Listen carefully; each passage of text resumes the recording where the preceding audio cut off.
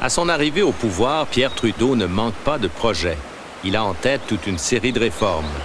Ce qu'il ne soupçonne pas, c'est qu'à peine 2 ans plus tard, il fera face à l'un des moments les plus critiques de l'histoire du Canada, la crise d'octobre. Vous savez, en politique, peut-être la chose dont on s'aperçoit le plus, que c'est facile de faire des plans, facile d'en faire des bons même, mais quand on veut tourner la barque, c'est pas une barque avec un petit timon, c'est un transatlantique. Il faut prendre beaucoup de temps pour changer de direction. Et ça, c'était notre surprise à nous qui découvrions la politique en 65 et 68, c'est qu'on peut s'emparer du parti. Mais avant de gouverner un pays aussi divers, aussi grand, aussi multiculturel et bilingue que le Canada, il faut se lever de bonne heure, puis il faut prendre du temps. Il faut être chanceux. La politique, c'est 3/4 de la fois la chance. Puis la plupart du temps, j'ai été chanceux, je ne peux pas me plaindre. Lorsque Pierre Trudeau prête serment comme premier ministre du Canada, le monde entier est en ébullition. Les étudiants sont partout en révolte. En France, ils prennent, en mai 1968, la tête d'un mouvement de grève qui faillit emporter le gouvernement du général de Gaulle. En Angleterre, on manifeste contre la politique d'austérité de Harold Wilson. En Tchécoslovaquie, les dissidents parviennent, l'espace d'un printemps, à juguler la dictature communiste. Les troupes du pacte de Varsovie finissent par écraser ce qu'on appelle le socialisme à visage humain. Le Canada proteste énergiquement et accueille une bonne partie des 27 000 Tchécoslovaques qui prennent le chemin de l'exil. À Chicago, des émeutes perturbent le Congrès démocrate. Les protestations contre la guerre du Vietnam atteignent leur paroxysme à l'université Kent, en Ohio, où 4 étudiants tombent sous les balles de la Garde nationale en 1970. Dans l'intervalle, Richard Nixon est intronisé à la Maison-Blanche et l'homme se pose sur la Lune. That's one small step for man, one giant leap for mankind. En politique étrangère, Pierre Trudeau se fixe un objectif reflété dans un livre blanc de son ministre Mitchell Sharp: développer nos rapports avec l'Europe et l'Asie afin de diminuer notre dépendance à l'égard des États-Unis. Et c'est à la suite de ça que moi-même, j'ai commencé à mettre plus d'emphase sur les relations avec le tiers-monde, avec le problème de l'aide aux pays moins développés, à essayer d'encourager le désarmement plutôt que les armements, d'avoir des partenaires commerciaux différents pour pas être seulement à la solde des États-Unis commercialement. Les relations avec l'Europe, les relations avec les États-Unis, ça existait. Pour des raisons d'unité canadienne, pour renforcer justement la gageure canadienne, je me suis aperçu qu'il fallait combler un vide. C'était d'aller vers l'Asie, d'intensifier les échanges avec le Japon, qui sont devenus d'ailleurs notre deuxième partenaire commercial. De rouvrir cette porte vers Pékin, qui avait été refermée malheureusement trop longtemps, d'aller vers l'Australie, l'Indonésie, etc. Alors il s'agissait plutôt de combler une lacune que de faire une option de rejet de l'Europe. Le Canada augmente son aide à l'étranger et Pierre Trudeau crée l'Agence canadienne de développement international, mieux connue sous le nom de l'ACDI. Certainement que l'aspect le plus fructueux de notre politique étrangère dans ces coins du monde a été l'assistance technique, la coopération qu'on apporte à la Malaisie, à Singapour. Et c'est un exemple où la politique étrangère canadienne a certainement une importance considérable en Asie. Avant, le Canada est un pays essentiellement atlantique, enfin en termes de culture, d'immigration, de commerce et tout le reste. Et maintenant, je dis, mais on a une autre frontière sur le Pacifique. Alors, c'était l'élaboration d'une politique distincte. Le style frondeur et désinvolte qui a conquis les Canadiens, Pierre Trudeau le transporte sur la scène internationale. Il annonce une touche nouvelle, sinon une politique radicalement différente. À Washington, on le reçoit avec une certaine appréhension. C'était à la galerie La Presse à Washington où j'avais parlé du problème d'un pays prospère comme le nôtre, mais qui vivait à côté d'un géant. Living next to you is in some ways like sleeping with an elephant. Et je disais, c'est un peu comme de coucher avec un éléphant. Dès qu'il se retourne ou qu'il grogne un peu, on risque d'être malmené. C'est pas parce qu'il est méchant, mais c'est parce qu'il est énorme. C'est l'intérêt bien senti de ce pays-là qui est d'accaparer un peu les choses des autres. Trudeau et Nixon ont de prime abord peu de choses en commun. L'un est un intellectuel, il est entré en politique à contre-cœur. L'autre a peu d'intérêt pour les choses de l'esprit. Mais Trudeau est quand même séduit par Nixon. C'est un homme assez raide, assez mal dans sa peau, si on peut dire. Lorsqu'on avait une discussion avec lui, il était tout en transpiration. Par ailleurs, c'était un politicien hors pair. Il pouvait improviser un discours, à moins qu'il ne l'ait appris par cœur, mais il avait toujours le mot de circonstance. Il était un bon orateur, mais il avait l'air d'un monsieur tendu. Sous les auspices de l'amitié Canada-Chine, Pierre Trudeau avait visité la République populaire de Chine en 1960, alors qu'elle était mise au ban des nations occidentales. Depuis longtemps, il est d'avis qu'il faut établir des relations diplomatiques avec le géant de l'Asie. Je leur disais, il faut mettre le Canada toujours à l'heure de la planète. Et il y a une chose qu'on n'a pas faite, qu'on doit faire, c'est de reconnaître la Chine de Pékin, la Chine communiste, la Chine rouge, comme on l'appelait à ce moment-là, parce que ça fait quand même 1 milliard d'habitants, c'est pas mal de monde. On ne peut pas dire que ce pays-là n'existe pas. Dès sa première rencontre avec Nixon, Trudeau lui fait part de son intention de reconnaître la Chine. Il dit, je le savais. Il dit, ça me fait un peu de peine parce que vous allez nuire à nos propres négociations. Il ne m'avait pas parlé du fait que lui-même voulait envoyer Kissinger dans un voyage secret pour établir les choses. Mais il me disait qu'en Pologne, leur ambassadeur rencontrait l'ambassadeur chinois et qu'ils étaient en train de faire des progrès. Puis il n'était pas fâché de ce que nous allions dans ce sens-là, mais il disait, vous feriez mieux d'attendre un peu. Il m'a jamais dit que c'est parce qu'il me prenait pour un communiste, parce qu'au fond, ça n'aurait pas eu grand sens. Après que le Canada ait eu ses échanges diplomatiques, on a appris que Nixon lui-même se rendait en Chine pour une ouverture, et c'est à ce moment-là qu'on s'est dit on a bien fait d'avoir une politique indépendante.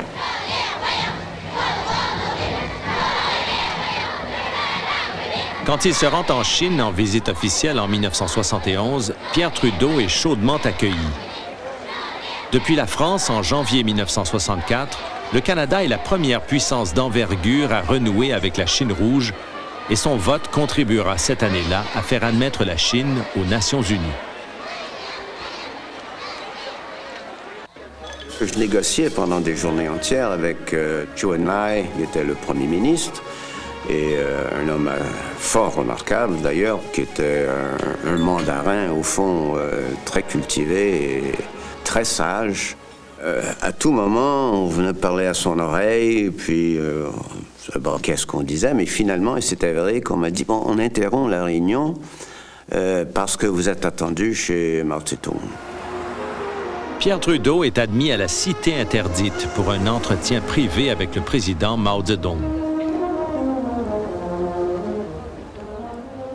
J'avais dû passer 1 heure avec lui, y compris le temps des traductions, et les caméras étaient là, et à moi, il m'a paru à ce moment-là tout à fait conscient et tout à fait vif intellectuellement. Nous avions, je me souviens, discuté beaucoup du Proche-Orient à ce moment-là. Et la Chine penchait du côté des Arabes, et nous avions échangé des points de vue. Je redorais mon blason de communiste, si je peux dire. J'ai été accusé de toutes sortes de choses pour avoir fait ce geste. Mais quand même, c'était dans ma politique des contrepoids. En même temps qu'il reconnaît la Chine, Pierre Trudeau établit des relations avec le Vatican, depuis longtemps réclamé par les catholiques du Canada. L'engagement américain au Vietnam domine de loin la politique internationale dans les premières années du régime Trudeau. En 1971, l'opposition à la présence des États-Unis dans le sud-est asiatique est de plus en plus vive. Mais officiellement, le gouvernement canadien reste neutre. Le Canada profite des retombées de la guerre. Il a trop à perdre sur le plan économique pour risquer la défaveur de Washington. C'est une position qui est loin de déplaire à Nixon. J'étais pas entiché non plus de l'aventure. Lorsque on a décidé de bombarder le Cambodge, ce peuple innocent, j'ai trouvé que les États-Unis se prenaient dans une souricière et qu'ils s'en allaient vers le désastre. Alors, j'ai exprimé un peu plus clairement mon désaccord. La résistance à la guerre gagne presque tous les niveaux de la société. 20 000 jeunes Américains qui ont refusé de se soumettre à la conscription sont admis au Canada. En visite à Ottawa en avril 1972, Nixon est en butte à des manifestations tumultueuses. En janvier 1973, le Parlement canadien condamne le bombardement du Nord-Vietnam, ordonné par Nixon, tandis que des pourparlers de paix se poursuivent à Paris. Le Canada se laisse quand même enrôler par Washington dans la commission de surveillance de l'armistice. Mais Trudeau s'en retire 6 mois plus tard. C'était plus un comité de surveillance. Les Canadiens étaient en position d'être obligés d'empêcher les gens de se tirer dessus. Ça tournait à la guerre. Alors j'ai dit, c'est plus une commission de maintien de la paix, c'est autre chose que vous voulez. Moi, je retire les Canadiens.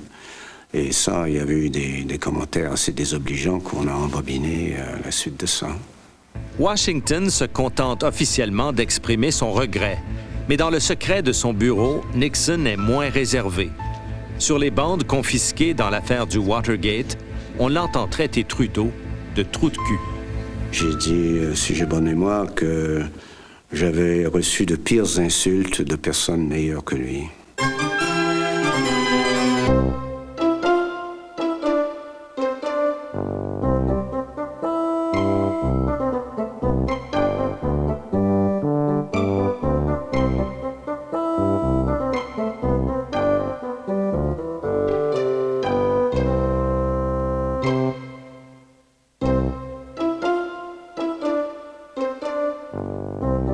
Pour les caricaturistes, le premier ministre Pierre Trudeau est une source inépuisable d'inspiration.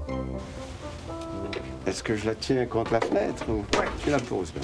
Si vous voulez que j'analyse... Depuis sa jeunesse, Trudeau a un grand respect pour Robert Lapalme, qui a fait de lui des portraits mordants. Tu voulais que le nez soit beau. Le nez est très iroquois. La bouche est dédaigneuse. Vous sentez une espèce de goutte qui descend et qui va tomber. Une goutte de mépris. J'ai allongé ça ici. Ça, c'est C'est la bouche qui parle beaucoup. Le côté arrogant du personnage. Un côté indépendant.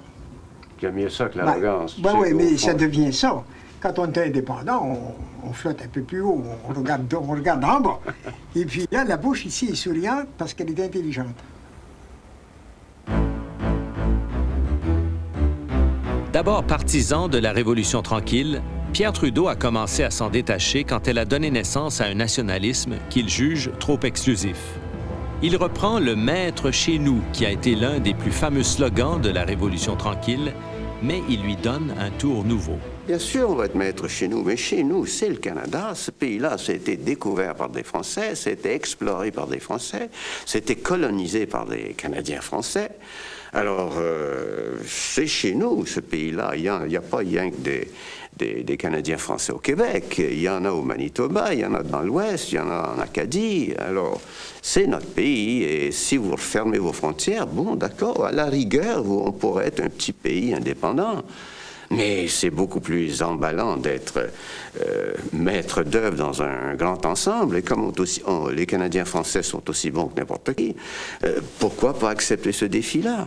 Monsieur Trudeau, pourriez-vous nous résumer rapidement les raisons pour lesquelles vous êtes contre l'attribution d'un statut particulier pour le Québec? C'est un aveu, encore une fois, que le Québec est l'État national des Canadiens français et que Ottawa ne l'est pas. Or, à mon sens, une fédération ne peut pas tenir comme cela. Nous prétendons au contraire au gouvernement central que nous parlons au nom de tous les Canadiens. Notre politique depuis quelques années va tout à fait dans ce sens. Nos relations avec les pays francophones en sont une indication. La place que nous donnons aux Français dans le fonctionnalisme en est une autre indication. Et je crains qu'à chercher un statut particulier pour Québec, on tend à développer à la longue, encore une fois, une mentalité d'état de siège où on sera bien entre nous, mais on n'osera pas affronter le défi de la compétition politique, économique, avec d'autres Canadiens dans le même pays.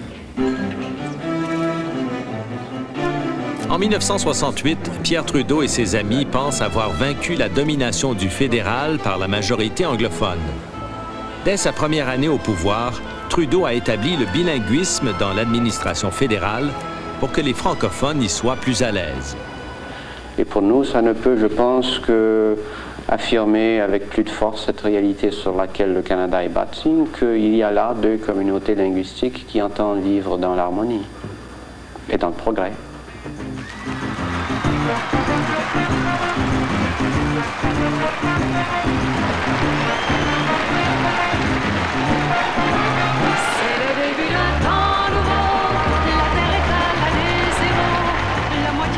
Mais le bilinguisme fédéral n'empêche pas la montée du séparatisme.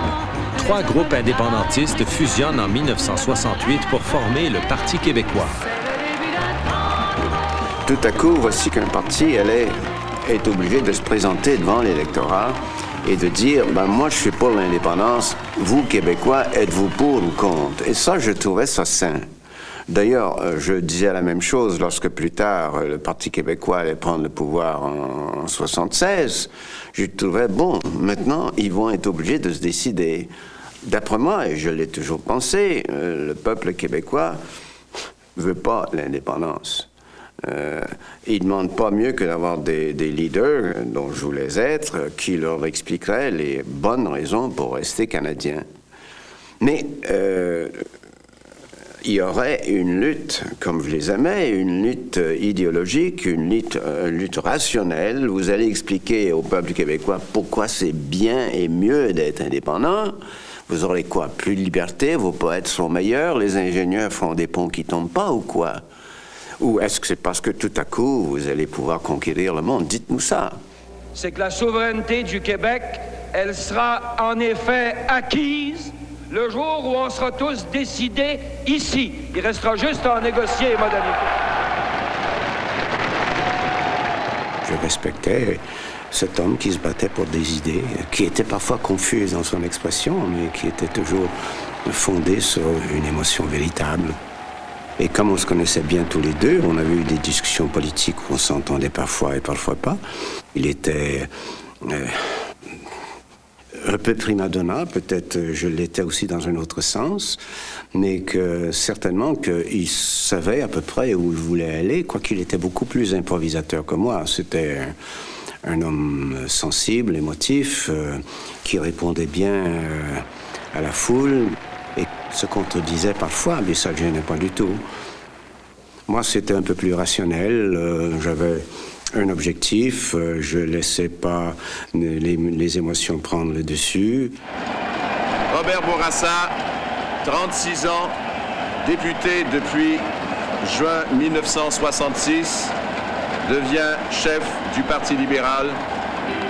En 1970, Robert Bourassa succède à Jean Lesage à la direction du Parti libéral du Québec. Il devance Pierre Laporte. J'étais content parce que Robert Bourassa, d'abord, représentait une génération nouvelle et une génération montante. Mais aussi, j'étais content parce qu'il était surtout réputé comme connaissant l'économie politique. Qu'ils aient ainsi multiplié par 6 ma majorité de 1966, c'est un grand réconfort pour moi. Quelques mois plus tard, en juin 1970, Bourassa remporte les élections contre l'Union nationale et le Parti québécois. Je me suis dit, Bourassa va s'atteler aux vrais problèmes qui sont, à mon avis, les problèmes économiques. On avait mis le Québec à l'heure de la planète, à peu près dans les questions sociales, intellectuelles, artistiques et tout le reste. Mais sur l'économie, on traîne encore de la patte.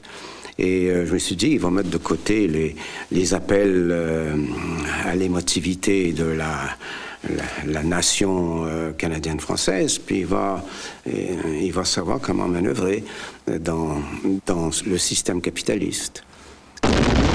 Le Front de libération du Québec avait pris racine au début des années 60 par des attentats à la bombe contre ce qu'il percevait comme des instruments de domination du Québec. Le FLQ se dit anticapitaliste, antifédéraliste et anti-anglais. Ses premières cibles sont symboliques. Puis, il y a des blessés, des morts. Les cibles deviennent plus concrètes. Banques, arsenaux, quartier général de la Défense, grands magasins, Bourse de Montréal. Les suspects qui sont interpellés sont considérés comme des prisonniers politiques par le FLQ. Il y avait eu des attaques contre les arsenaux, contre les armuriers. Il y avait eu des vols d'armes, des vols de dynamite, et ça continuait de péter. En 69, j'ai dit, ça devient sérieux, ça. Le séparatisme, bon, c'est une idée que je combats depuis longtemps, mais là, il y a de la violence. L'agitation nationaliste déborde dans la rue. Manifestation pour la francisation de l'université McGill, puis contre le projet de loi 63 du gouvernement de l'Union nationale, qui accorde aux parents le droit de choisir la langue d'enseignement de leurs enfants. Alors on disait, essayez d'en savoir plus avant que ça dégringole. Vous vous rappelez que la province dégringolait déjà à ce moment-là. Il y avait eu le mouvement de libération du taxi avec tous les désordres que ça avait provoqué. Il y avait eu les attaques et les incendies de la Murray Hill.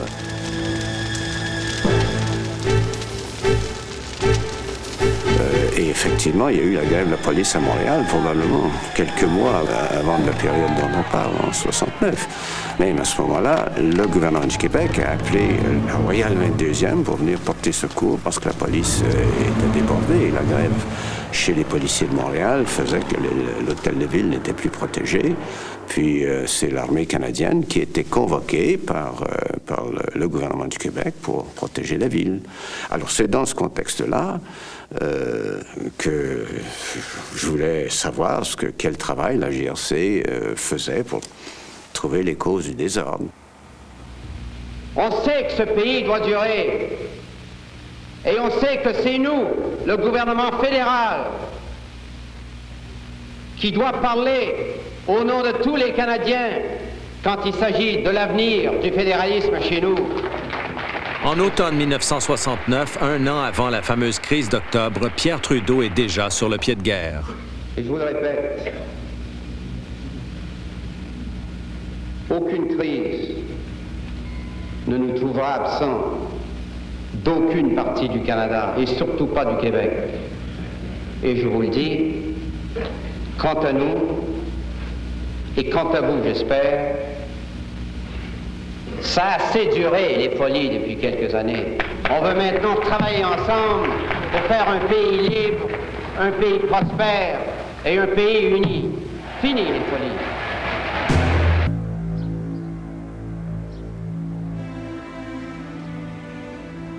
La campagne de terrorisme du FLQ touche à son paroxysme le 5 octobre 1970 avec l'enlèvement du délégué commercial de la Grande-Bretagne à Montréal, James Richard Cross. Dans une série de communiqués envoyés à des stations radiophoniques, les terroristes posent leurs conditions. Libération de 23 prisonniers dits politiques qui devront être acheminés vers Cuba ou l'Algérie. Paiement d'une rançon de 500 000 $. Télédiffusion du manifeste politique du FLQ, sans quoi M. Cross sera exécuté. Le téléjournal de Radio-Canada. Bonsoir, mesdames, mesdemoiselles, messieurs. Le gouvernement fédéral a rejeté les conditions posées par le Front de libération du Québec pour la libération du délégué commercial britannique James Richard Cross, mais est prêt à engager des négociations avec ses ravisseurs. Dans une déclaration faite ce soir aux communes, le ministre des Affaires extérieures, M. Sharp, a énoncé la position du gouvernement en ces termes. Ces exigences sont évidemment tout à fait déraisonnables. When Cross was kidnapped, we got a series of demands from the kidnappers. And one of them was that there should be broadcast the terms of a manifesto. So I read it, and I thought, what a lot of bloody garbage. I thought, if this is broadcast, people will then understand what stupid revolutionaries, or so-called revolutionaries, these people are. So I said, okay. Le Front de libération du Québec n'est pas le Messie, ni un Robin des Bois des temps modernes. C'est un regroupement de travailleurs québécois qui sont décidés à tout mettre en œuvre pour que le peuple du Québec prenne définitivement en main son destin. Quand on a lu le manifeste de la FLQ à la télévision, je me souviens d'avoir dit « on n'aurait pas dû faire ça ». Mais en général, j'avais donné l'ordre à mes ministres de ne rien concéder au FLQ, mais d'essayer de gagner du temps. Et je ne me souviens pas que M. Sharp, ministre des Affaires étrangères, m'avait dit « est-ce que je peux lire ça ?» Je pense que c'est une décision qu'il a prise de lui-même et qu'il a bien fait de prendre. Mais sur le coup, j'ai dit on commence à lâcher des bouts. Des promesses de travail et de prospérité, alors que nous serons toujours les serviteurs assidus et les lèche-bottes des big shots, tant qu'il y aura des Westmount, des Town of Mount Royal, des Hampstead, des Outremont, tous ces véritables châteaux forts de la haute finance de la rue Saint-Jacques et de Wall Street, le temps que nous tous, Québécois, n'aurons pas chassé par tous les moyens, y compris la dynamite et les armes, ces big boss de l'économie et de la politique, prêts à toutes les bassesses pour mieux nous fourrer. Je m'attendais à des énormités, puis il y en avait quelques-unes, mais je ne me souviens pas, même si je l'ai écouté ou lu jusqu'au bout. Ça ne vous a pas surpris? Qu'est-ce que Flaubert disait? Un honnête homme ne s'étonne de rien.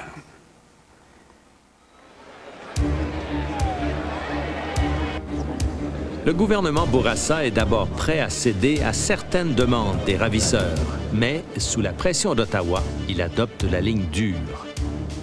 Je vous demande donc un geste d'absolue bonne foi. Relâchez M. Cross immédiatement. 6 minutes plus tard, le ministre du Travail, Pierre Laporte, est kidnappé à son tour. C'est un ami, une connaissance qui avait été sur le même banc d'école que moi, au Collège Brébeuf. Je connaissais sa vaillance dans le combat contre Duplessis. Comme ministre, je l'avais suivi d'un peu moins près, mais je trouvais énorme qu'après un premier enlèvement, on ait l'audace d'enlever un ministre québécois devant sa maison sur la rive sud. L'enlèvement de Pierre Laporte sème la panique dans les rangs du gouvernement Bourassa. Le jeune premier ministre et son cabinet s'installent dans un hôtel de Montréal, où ils vivront en état de siège le reste de la crise. On était drôlement inquiets de la situation, mais moi je savais depuis le dimanche, depuis l'enlèvement de Laporte, je pense un samedi, que dès après son enlèvement, le premier ministre du Québec, M. Bourassa, me téléphonait me disant « Pierre, il va falloir qu'on ait l'appui de l'armée, puis il faudrait que tu penses à la loi des mesures de guerre aussi. » Le premier ministre Robert Bourassa prétend qu'il existe un plan d'insurrection du Front de libération du Québec. Il y avait 4 étapes. Manifestations violentes, bombes, enlèvements, assassinats sélectifs. On pouvait peut-être faire preuve d'un certain scepticisme après la 2e étape. Mais lorsqu'on voit qu'il y a 3 étapes sur 4 qui sont réalisées, nous avons eu des manifestations violentes, nous avons eu des bombes, nous avons maintenant des enlèvements spectaculaires. Est-ce qu'on doit attendre qu'il y ait des assassinats pour agir? Si vous voulez l'armée, vous la demandez en bonne et due forme et vous l'aurez. Mais pour la loi des mesures de guerre, on est mieux de ne pas y penser parce que c'est un gros morceau. On n'a pas d'autres moyens de déclarer l'état d'urgence, mais il ne faut pas passer par là. Politiquement, ce sera terrible et on n'a pas encore la preuve que ce soit nécessaire. À la demande de Robert Bourassa, Pierre Trudeau envoie des troupes à Montréal pour aider la police à maintenir l'ordre. L'armée est aussi déployée dans les rues du quartier Rockcliffe à Ottawa, habité par des hauts fonctionnaires, des ministres et des diplomates. Le climat est extrêmement tendu. Sir, what is it with all these men with guns around here? Haven't you noticed? No, I still go back to the choices you have to make don't... in the kind of society that you live in. Well, there's a lot of bleeding hearts around who just don't like to see people with helmets and guns. All I can say is go on and bleed, but it's more important to keep law and order in this society than to be worried about weak-kneed people who don't like the looks of a soldier. At any cost? At any cost? How far would you go with that? How far would you extend that? Well, just watch me. Le directeur du Devoir, Claude Ryan, prend l'initiative de réunir un groupe de personnalités qui se propose comme une sorte de comité de salut public pour traiter avec le FLQ. Je sais que M. Ryan avait téléphoné à plusieurs gens, dont Lucien Saunier, qui me l'a dit par la suite, pour dire que le gouvernement du Québec s'effondrait, qu'il fallait qu'un groupe de citoyens honnêtes se prépare à prendre la relève, à l'appuyer, à l'endosser, à se substituer à lui. Et Saunier m'a dit ça indigné. Il avait la même indignation que moi, que j'avais. C'est du même ordre que quand les 16 notables ont signé la lettre demandant qu'on négocie avec ce qu'ils appelaient, eux, avec le FLQ pour la négociation de ce qu'ils appelaient les prisonniers politiques, des bandits de droit commun qu'ils affublaient du nom de... J'ai dit, ils sont en train de perdre les pédales dans les salles de rédaction et dans les milieux universitaires, parce qu'il y a aussi des universitaires qui disaient pas mal de sottises.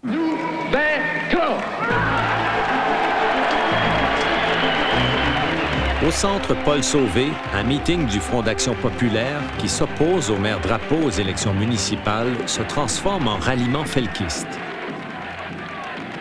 Je me souviens qu'à ce moment-là, il y avait par exemple des assemblées monstres au centre Paul Sauvé où les gens criaient « Vive le FLQ » et toutes sortes de slogans assez insultants pour les dirigeants politiques. Et c'est à se demander si l'ensemble de notre population, honnête, consciencieuse et démocratique, saisit bien la menace qui pèse actuellement sur le régime. Le premier ministre Bourassa et le maire Drapeau pressent Trudeau de décréter l'application de la loi des mesures de guerre. C'est l'équivalent de la loi martiale. Une loi qui suspend les libertés civiles et qui donne au gouvernement et à la police des pouvoirs étendus, dont celui de procéder à des arrestations et à des détentions préventives. Trudeau hésite. Il n'est pas convaincu qu'il y ait insurrection réelle ou appréhendée comme l'exige la loi. Il en demande la preuve. J'ai dit à M. Bourassa et j'ai dit à M. Drapeau, si vous pensez qu'il y a un danger d'insurrection, vous allez m'écrire ça dans une lettre, vous allez me la faire porter et à ce moment-là, je réunirai mon conseil des ministres et on verra si on est prêt à déclarer la loi des mesures de guerre avec les mesures spéciales que ça comporte. Mais je ne peux pas déclarer la loi des mesures de guerre parce que la loi des mesures de guerre précise uniquement état de guerre, réel ou appréhendé, insurrection réelle ou appréhendée. Alors, ils ont dit, ben oui, bon Dieu, si c'est ça qu'il te faut pour le faire, on va t'envoyer la lettre. Et tous les deux m'ont écrit qu'il y avait à Montréal et à Québec un état d'insurrection appréhendée. En définitive, c'est au premier ministre qu'il appartient de trancher s'il y a risque d'insurrection. Il a seul le pouvoir de décréter la loi d'urgence et il sait qu'il en portera seul les conséquences. Moi, j'aurais préféré ne pas avoir à invoquer la loi des mesures de guerre, mais j'étais dans un dilemme. J'avais 7 demandes du maire de Montréal et du premier ministre de la province de Québec. Si j'acceptais d'invoquer à leur demande la loi des mesures de guerre parce qu'ils y voyaient le danger d'une insurrection, on se faisait blâmer si l'affaire tournait mal. Si j'écoutais pas et que l'affaire tournait mal, la mort de Pierre Laporte, qui est arrivée, qui serait arrivée probablement quand même, on aurait dit, c'est parce que Trudeau un bon fédéraliste n'a pas écouté les gens sur place, le premier ministre du Québec et le maire de Montréal, qui, eux, voyaient qu'il y avait un danger d'insurrection, qui savaient que leurs policiers étaient débordés, qu'ils avaient besoin de la loi des mesures de guerre. Et il s'est pensé plus fin que les autres, puis il n'a pas écouté le Québec. C'est la sorte de paternalisme qui nous répugne dans le fédéralisme. Alors j'avais ce dilemme-là. Et quoique je n'avais pas moi-même les évidences alors, je ne pouvais pas dire oui, il y a un danger d'insurrection. Je n'étais pas sur place. Mais ceux qui l'étaient, y compris un certain nombre de ministres, me disaient oui, c'est vrai, c'est la panique qui règne. Alors j'ai fait comme j'ai fait souvent quand j'étais premier ministre. J'écoutais les opinions factuelles sur les faits de mes conseillers et je l'ai invoqué. J'ai aucun regret de l'avoir fait. Finalement, le 15 octobre, au milieu de la nuit, après avoir examiné la situation et compte tenu des requêtes du gouvernement du Québec et de la ville de Montréal, le gouvernement du Canada a décidé de proclamer la loi sur les mesures de guerre. Ceci a été fait à 4 heures ce matin, afin de permettre aux autorités de prendre immédiatement les dispositions nécessaires pour tenir en échec tous ceux qui préconisent la violence ou l'exercent à des fins politiques. La loi sur les mesures de guerre accorde au gouvernement des pouvoirs très étendus. Elle met aussi en suspens l'application de la Déclaration canadienne des droits de l'homme.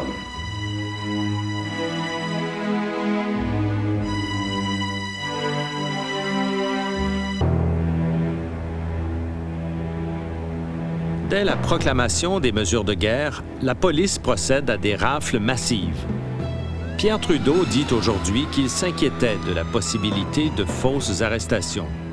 Aussi a-t-il demandé à la gendarmerie de faire voir la liste des suspects par ses lieutenants québécois, Jean Marchand et Gérard Pelletier. Je voulais être sûr qu'il n'y aurait pas trop de ramassage de personnes peut-être farfelues, mais innocentes sur le point de vue du terrorisme. Et je t'avais demandé à toi et à Jean Marchand, qui connaissiez quand même pas mal la ville de Québec et la ville de Montréal et le reste de la province, essayez donc de voir si ces listes qu'ils ont, c'est des gens sérieux. Elle était complètement farfelue dans mon souvenir. Il y avait à peu près, disons, entre 100 et 125 noms. Et une centaine de ces noms-là étaient sûrement des noms extraits de groupuscules d'extrême gauche. Probablement, la sécurité s'occupait depuis longtemps de la GRC s'occupait depuis longtemps des groupes d'extrême gauche et de la menace marxiste. Ce qui veut dire que quand on a vu qu'il y avait 390 quand on a lu dans les journaux qu'il y avait 390 arrestations, on a dit ça, c'est la police de Montréal et la Sûreté du Québec qui a dressé ces listes-là. C'est pas les listes de la GRC. Moi, je me rappelle très bien de toute cette époque-là où le gouvernement du Québec, en particulier, avait bien indiqué qu'il voulait garder le leadership de cette responsabilité-là. Qu'il n'était pas question qu'ils mettent leurs forces policières, soit la force policière de Montréal, la Ville de Montréal, ou celle de la Sûreté du Québec, sous la direction de la gendarmerie. Et il y a tout un mythe qui s'est créé depuis, comme si c'était la GRC qui avait tout organisé ça, dirigé ça, manigancé ça. Le gouvernement, à mon sens, et j'ai assumé mes responsabilités, et c'est le gouvernement du Québec, et c'est lui qui a pris les décisions en dernier ressort, on pourra le prouver, le gouvernement du Québec n'avait pas d'autre choix que de prendre les mesures qui étaient à sa disposition. Il y en avait 2 mesures qui étaient à sa disposition. Il y avait l'armée pour aider les forces policières, il y avait la loi sur les mesures de guerre pour donner des pouvoirs accrus aux forces policières. Et la preuve que c'était pas notre responsabilité, mais celle du Québec, c'est que c'est le gouvernement du Québec qui a cru bon d'indemnifier tous ceux qui ont été arrêtés injustement, sans cause, pas illégalement, puisque c'est en vertu de la loi, mais injustement. Et je me souviens pas que ces gens-là ont dit merci bien fort. La question de savoir si la loi des mesures de guerre était justifiée continue de faire encore aujourd'hui l'objet de débats, même au Canada anglais. Gérald Ledin, ancien juge à la Cour suprême, est l'un de ceux qui n'en sont toujours pas persuadés. Vu ta critique très sévère de l'abus des pouvoirs policiers dans la grève de l'amiante, qui a pris un certain courage d'exprimer dans le temps de Duplessis. On se demandait, est-ce que tu aurais dû réserver un certain contrôle ou surveillance sur l'action policière dans la crise? Le contrôle de l'arrestation, et c'est là que les abus ont eu lieu. On a arrêté beaucoup trop de monde et beaucoup d'innocents. Il aurait fallu qu'il soit exercé avant de donner l'autorité à la police. Effectivement, on a essayé de faire ça. On a dit, faites vérifier vos listes. On a dit à la police fédérale, faites vérifier vos listes par quelques ministres québécois qui pourront vous dire, écoutez, vous faites des erreurs, c'est un tel, c'est un poète, c'est pas un terroriste, arrêtez pas trop de monde. Mais effectivement, il aurait fallu à ce moment-là déclarer la loi des mesures de guerre et ensuite prendre une période pour empêcher la police d'agir. Et d'abord, notre police fédérale en savait pas plus long que la police de Montréal ou que la police de la province de Québec sur qui étaient ces terroristes, qu'est-ce que c'était que le FLQ. Samedi 17 octobre, les ravisseurs de M. Laporte mettent leurs menaces à exécution. Un communiqué du FLQ annonce que le ministre du Travail a été assassiné à 18h18 et que son corps a été déposé dans le coffre à bagages de la voiture ayant servi à son enlèvement, voiture qui a été abandonnée aux abords de l'aéroport de Saint-Hubert, en banlieue sud de Montréal. C'est là qu'effectivement on trouve le cadavre de M. Laporte, un peu après minuit dimanche 18 octobre. L'autopsie révélera par la suite que la victime a été étranglée et qu'il n'a subi aucune torture, aucune mutilation, contrairement au bruit qui courait. Le Canada tout entier est bouleversé. Si le FLQ avait jusque-là suscité quelques sympathies, il n'en a maintenant plus du tout. C'est dans la consternation et avec un profond bouleversement que les Canadiens ont appris la mort de Pierre Laporte, assassiné lâchement par une bande d'assassins. En tant que Canadien,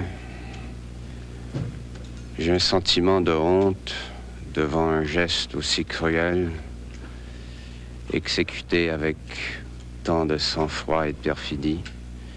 Et je voudrais simplement dire au nom du gouvernement canadien et du peuple canadien, je voudrais dire à Mme Laporte et à la famille de M. Pierre Laporte la profonde sympathie et l'émotion qui nous bouleverse.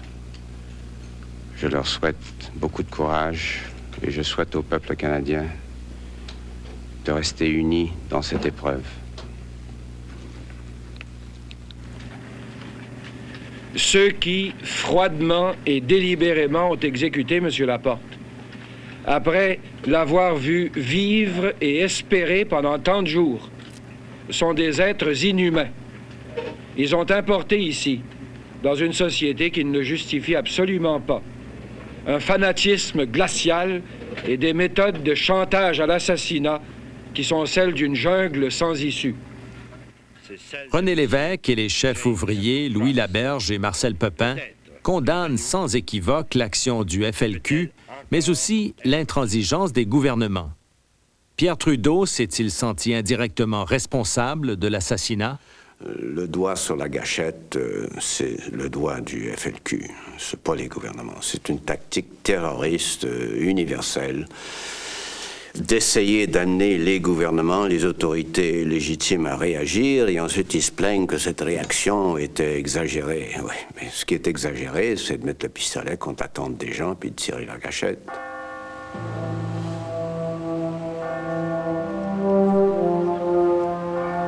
Le 20 octobre 1970, la place d'Armes est transformée en place forte pour les funérailles de Pierre Laporte à l'église Notre-Dame.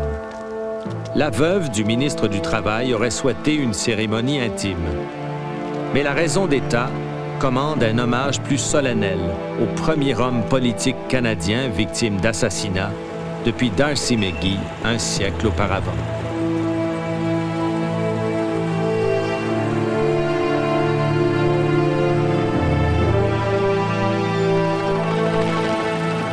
Au début de décembre, l'armée encercle un quartier de Montréal-Nord où la police a découvert la cachette des ravisseurs de James Cross. Au bout de plusieurs heures de négociations, il est convenu que les ravisseurs obtiendront un sauf-conduit pour Cuba en échange de la vie de leur otage. La crise est terminée, sauf pour l'opération de police en vue de mettre la main sur les assassins de Pierre Laporte. Pourquoi Pierre Laporte est mort et je reste vivant, je ne sais pas. Mais je désire rendre hommage à cet homme courageux et exprimer ma conviction que ce sacrifice n'était pas en vain.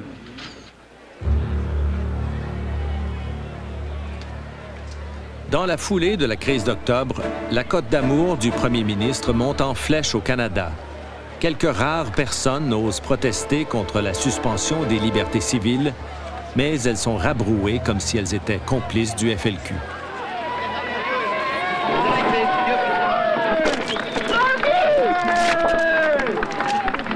And you with your publicity, that's nothing to do.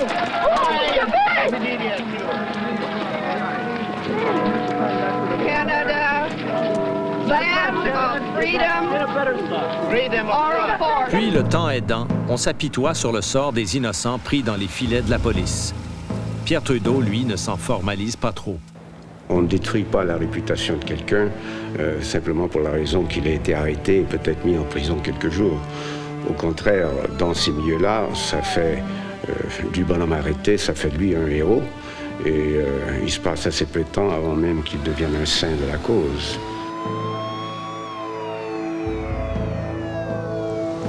La crise d'octobre met fin au terrorisme du FLQ. Les ravisseurs de Pierre Laporte sont arrêtés, jugés et condamnés pour meurtre. Des 497 suspects coffrés par la police, une poignée seulement sont accusés et leur procès finit en queue de poisson. Les autres sont relâchés au bout de quelques jours. Pierre Trudeau ne déborde pas de compassion pour eux. Ils se souviennent aujourd'hui d'avoir passé quelques nuits en tôle, mais on a tendance, dans votre genre d'argumentation, à oublier qu'il y a eu 8 morts dans cette période, il y a eu une 50aine de blessés, il y a eu des gens qui ont souffert de la terreur, il y a eu tout l'enrayement de l'opération de la sûreté de la province. Il me semble qu'on pourrait peut-être aller dire ça sur la tombe de Pierre Laporte.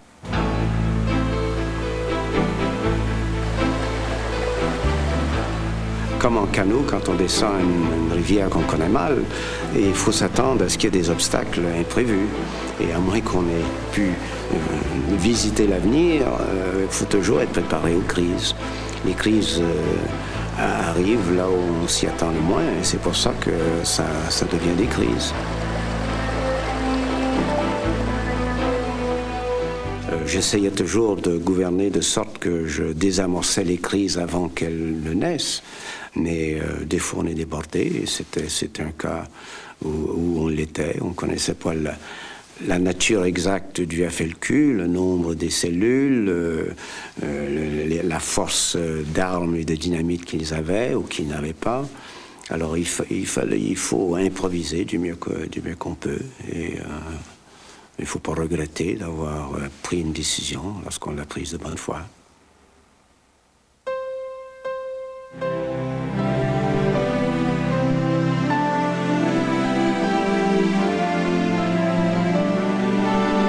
Demain soir, 4e volet de la série Pierre Elliott Trudeau, l'apprentissage de l'épreuve, des années 72 à 80. Dans un moment, les nouvelles de dernière heure au téléjournal, suivies du magazine Le Point.